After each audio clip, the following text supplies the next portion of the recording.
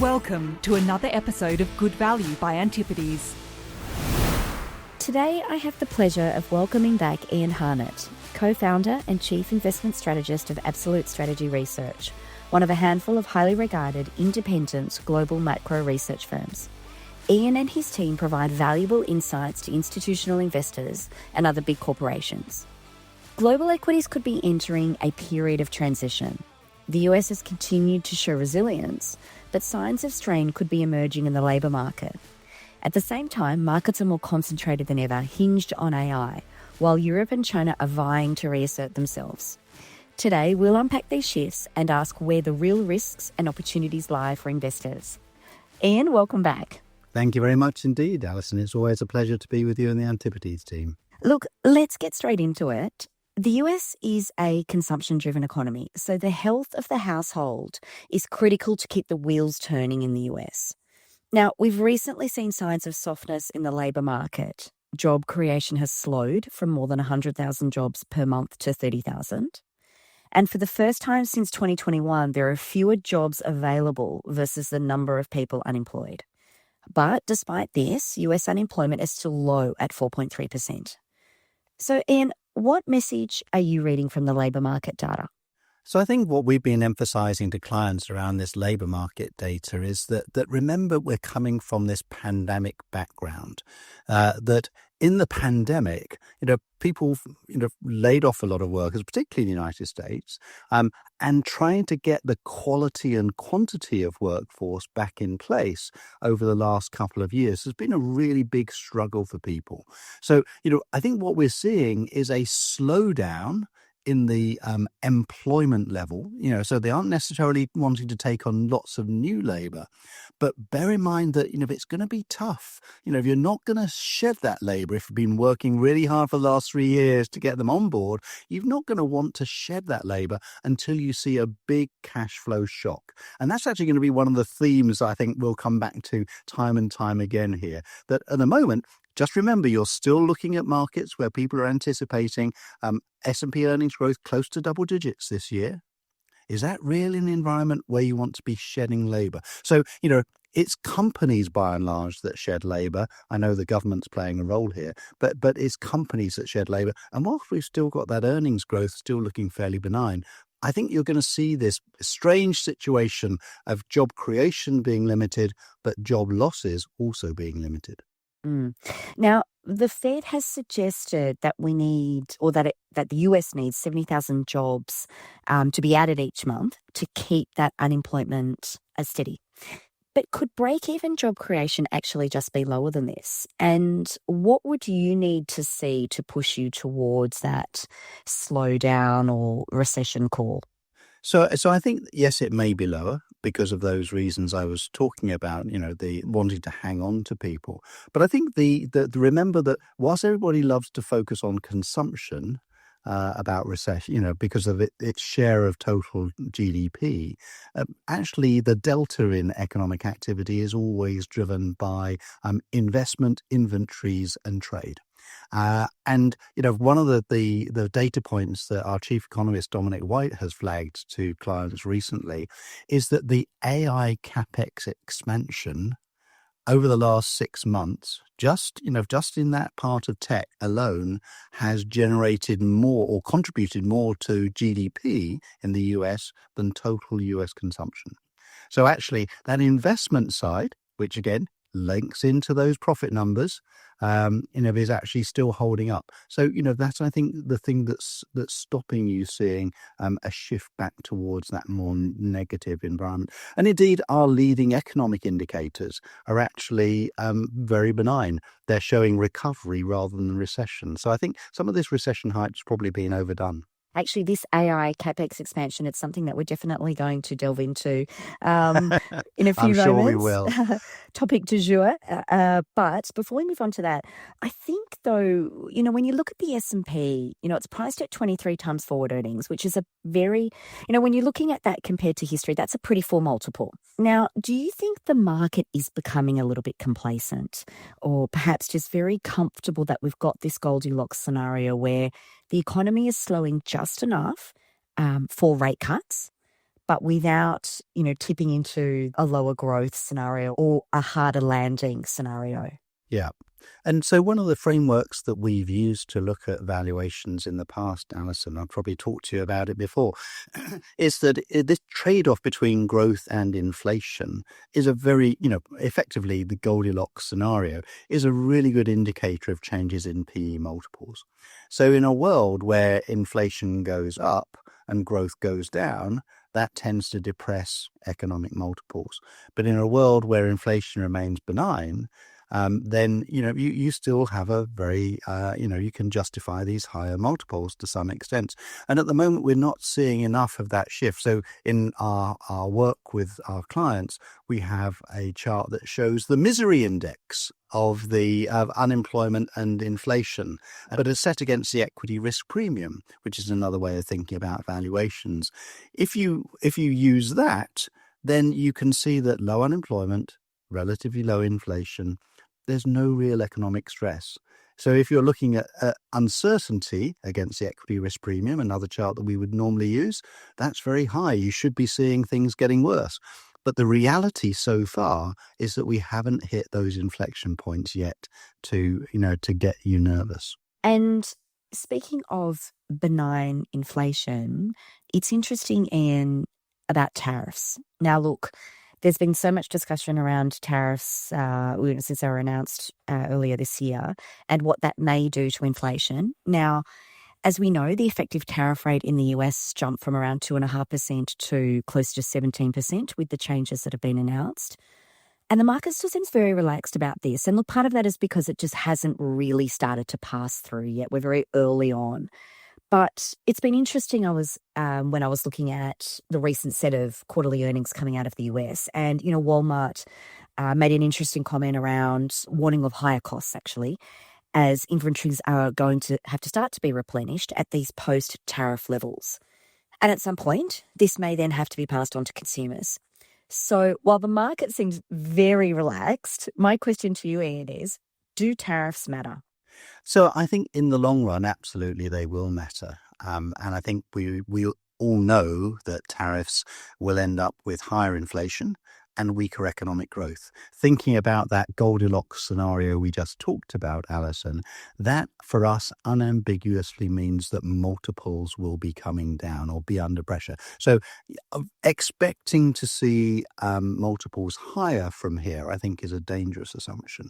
But there's a couple of things to play into that. First of all, we're in this phony war, as you say, it hasn't really kicked in yet. So if you've got multiples coming under pressure, what then determines the outcome for the equity market as a whole? It's earnings. And one of the charts that we show clients over the years is that trade activity and global earnings growth almost map 1-to-1 onto each other. And that's been true for the last 50 years, whether it's been a US-dominated world, a Chinese-dominated world, tech or manufacturing, doesn't really matter. It still works very nicely. At the moment, trade is still very healthy as people try and get these, get the goods around the world before the tariffs really kick in. And, things like Korean semiconductor exports still going gangbusters. So at the moment, we're not seeing that stress on earnings. And I think this is the point we are making to clients, that if inflation goes up, but growth goes down, it's very tempting to focus on the growth disappointment. But in 2023, that was the mistake we made. Yes, we do make mistakes. And we got too worried about the growth without recognizing that nominal economic activity was actually still holding up pretty well. And remember that if nominal activity is holding up, then actually probably companies can pass through a bit more of that. The margins don't get so squeezed. Earnings don't come down so aggressively. And you don't get cash flow shocks. And for us, the thing that we're looking for is, does this lead to a cash flow shock? Probably not at the moment. And so this is, one reason why we're still pretty relaxed about staying on board with a risk-on trade at the current time, bearing in mind that you're looking at strong earnings growth still and a Fed that's potentially cutting rates. So they're a very unusual scenario. So offsetting some of this stress around tariffs, I would say. If you think about your views, would you take a two-part view to this in the sense of this resilience can persist for a bit longer in the, let's call it, I don't know, the next 12 months, but a little bit more uncertainty further ahead? Or how are you assessing your view? Absolutely. No, that's a very good way of putting it. And, let's bear in mind that when we think about those valuations, at the moment, valuations aren't really mattering. Liquidity is driving much more of the market. Flows are driving much more of the market. But if there's one thing, I think I probably said before on this podcast, if there's one thing that'll be on my tombstone, it's he believed valuations matter. That in the end, long run returns are likely to be determined by those valuations. So this is a very scary point in terms of these valuations to be investing for the long run. So trading, we think you should keep that risk on trade, but actually investing is a very different game. Long run investments, I think, will likely, if you held on to your equities from this point for the next 10 years, then all our models suggest that your real return is likely to only be, it's probably going to be close to zero, and low single digits. And that's a US specific view? Yes, you bear in mind though that other markets are cheaper than the US. They still aren't necessarily cheap in their own context. Yeah, sure. And this was something that we pointed out about the UK market. It may look cheap relative to the US, but relative to other non-US markets, it's actually probably in its top quartile. So you need to be very careful thinking about those valuations for long-run performance. Okay, I need to get us back on track, Anne.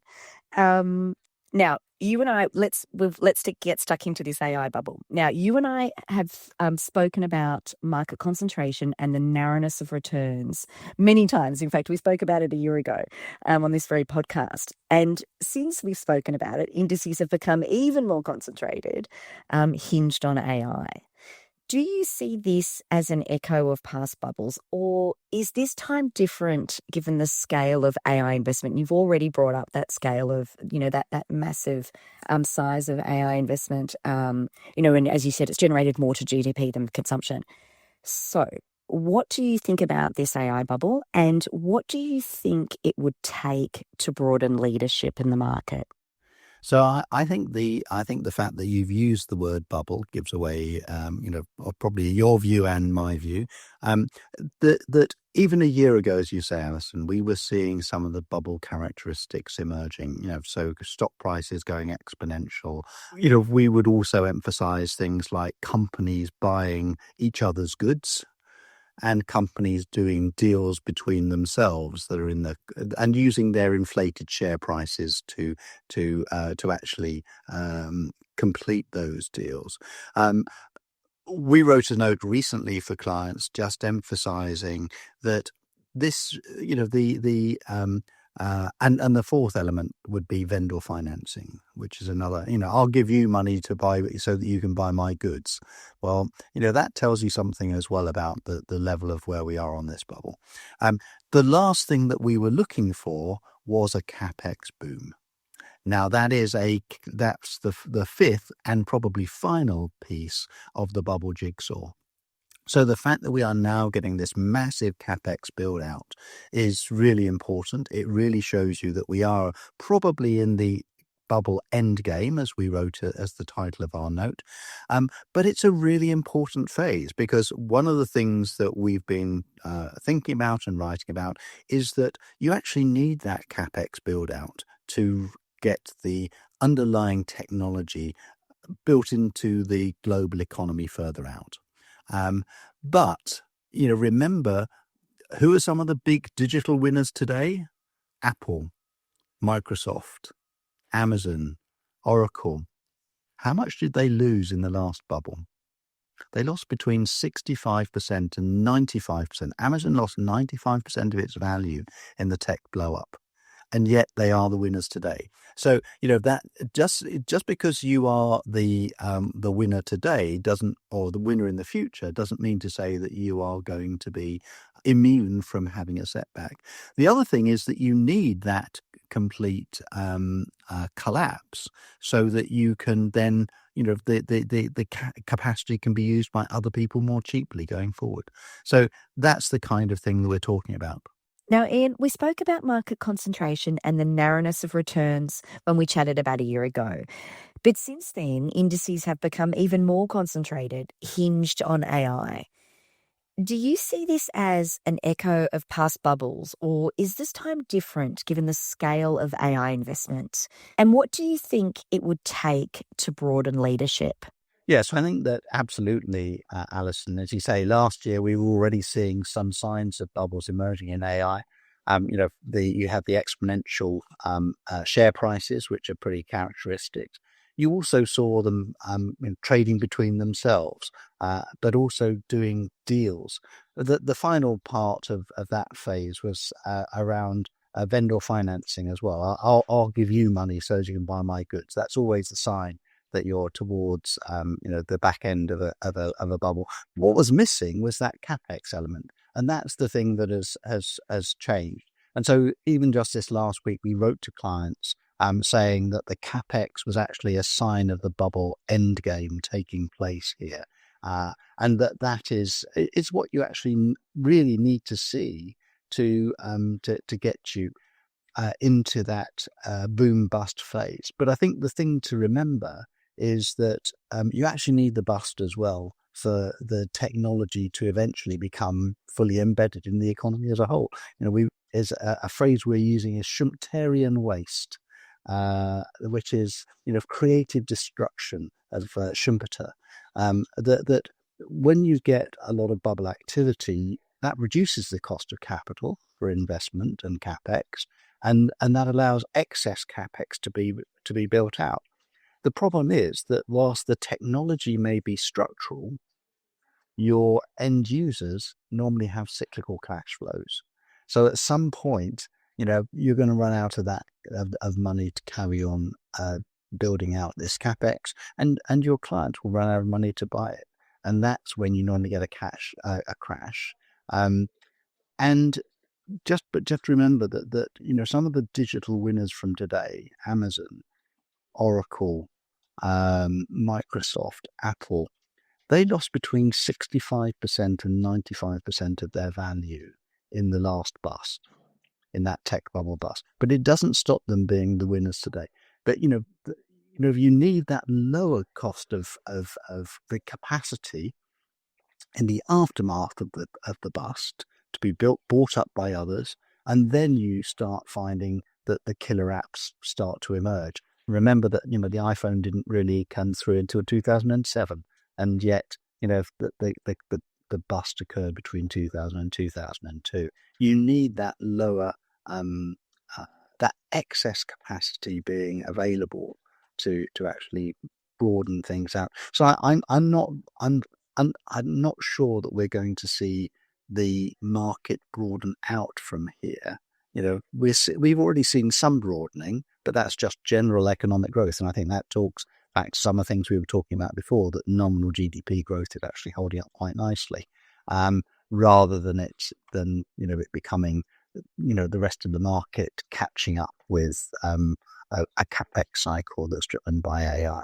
So to summarize that, it's that excess capacity which lowers the cost, which drives the usage. And then we get the next, iteration of the cycle. Yeah. And one of the ways that we've tried to help people visualize this is that actually this links into, things like the Gartner hype cycle, where you quite often get this picture of you get inflated expectations, and you get this trough of despair, and then you get a build out of the underlying technology.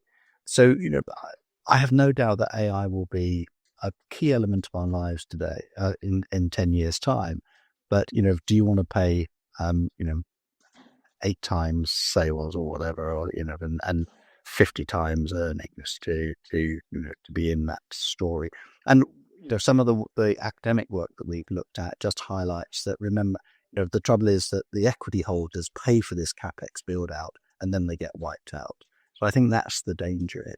And it may be different this time, but this has been a characteristic of pretty much every general purpose technology that's been built out in the last 150 years. So it's that sort of shift of where the winners can be the users of the technology as opposed to the enablers of the technology. Yes. And, it's whether you want to buy, at the top or at the bottom. You always want to be buying when it feels feels scary to do so, because nobody wants to buy these things rather than at the top of a hype cycle.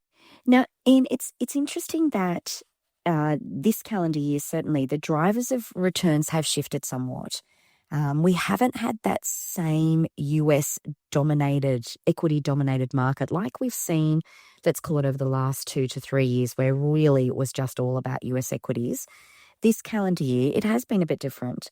Emerging markets have outperformed, and that's really been driven by China. And Europe over this calendar year has also had a relatively strong showing as well. And look, valuations outside of the US, they are still within their historical bands. They may be at the upper end of that, but still within historical ranges. So my question is, Ian, do you think this can persist? We're still overweight at the moment on the US, Alison, in part because the rotation away from America is going to take three things. So one of those is that the dollar comes down. We've seen that. It's not been enough, really. As you say, there's been some rotation towards the rest of the world, but not dramatic. You also need strong global economic growth. At the moment, with the fears about recession and the fears about tariffs, I'm not sure that many people really expect strong global economic growth. We're probably some of the more, we're reasonably upbeat here. But the third thing that you really need to see to break that US exceptionalism fundamentally is that earnings in America have to really disappoint. So until we get a bust on this AI earnings narrative, I think it's quite dangerous to do it, to get too excited about the rest of the world. But bear in mind that on our leading economic indicators, Europe is actually doing very well. So policy overall in Europe is quite supportive at the current time. And we would certainly, we also still like Japan. So, for example, it's emerging markets that we're most nervous about. So, Ian, bringing your economic and market views together, and you've already sort of started to do that, you're still overweight the US. I mean, where else are you seeing, and you've called out Japan as well, so that's where you're seeing the best opportunities, would you say? Those are, the key opportunities, we would still say. Eventually, if we move into a world where there is higher inflation, and, as we try and resolve the debt problems, I do think we'll see the inflation targeting end. That should favour value, should favour emerging markets as well. I wouldn't rush into those areas. Japan, the thing that Japan's got is that valuations are low. It is changing. They've got inflation back in the system, which is actually probably beneficial for them. But the other thing is that they're actually now are doing bigger buybacks than America. So it's as a share of the market. So it's there's a different dynamic there that I think is still underappreciated. Bigger buybacks than the US is probably not well appreciated, I would expect, Ian. No, definitely not. The question is whether it will behave more like an emerging market where if the currency goes up, the equity market doesn't go down as it has done historically, and that its capital inflows actually start to be a benefit for it. So there's a range of factors there that I think still support Japan. But it's dangerous to get too negative on America too soon. And in your view, what are the biggest tail risks that the market isn't paying enough attention to? And on the flip side, are there positive tail risks that we haven't already discussed that you think could surprise the market on the upside? So I think the biggest tail risk that we're talking to clients about at the moment, Alison, is this idea that weaponization of trade leads to a weaponization of capital. And by what we mean by that is that, we're already seeing what we call state capitalism. So, President Trump demanding that you do a capital deal alongside a trade deal if you want lower tariffs. You have to commit, a couple of $1 billion or, $1 trillion, should I say. He's managed to, get guarantees or commitments of $6.4 trillion to go into the United States. But what I think we'll see is that the ability to carry on relying on the easy access to global capital is one of the biggest assumptions both corporates and investors are making. And we think that is something that's going to change. And, the build-up of gold positions by non-US central banks is giving you an indication this kind of easy access to global capital is probably not going to be what you've had in the past. And the dominance of the dollar and the ease of using the dollar might also change as well. So I think that's the biggest tail risk. And on the flip side, the thing that I think could surprise people, as I alluded to earlier, is that nominal earnings growth and nominal growth could stay higher for longer. And the point we've been making to clients is that you only really get bear markets when you get credit events. And you don't get credit events without cash flow events, and cash flow events only occur when nominal growth is weaker. So that's the positive. That's the thing that could surprise people to the upside, that credit actually stays attractive in this environment longer than expected. That weaponization of trade, and I know you already mentioned gold, Ian, but can I assume that you're positive on the gold price? Yeah, no, we're still positive. And if we move into, again, so thinking about how do you get debt under control, do you have debt deleveraging or do you have stronger nominal growth? It's much less painful for politicians to go down the stronger nominal growth route. And, so I think that is an area where gold still looks to be positively supported. You've both got an economic story around that inflation, but also, the political economy side, which is countries don't want to be beholden to the American financial system where the dollar, all their reserves are in dollars, and the Fed or the US administration can cut them off at any time. So that's the type of story that we would be focused on. Ian, final question. Across your 35 years as an economist and strategist, what is the biggest lesson that you've learned?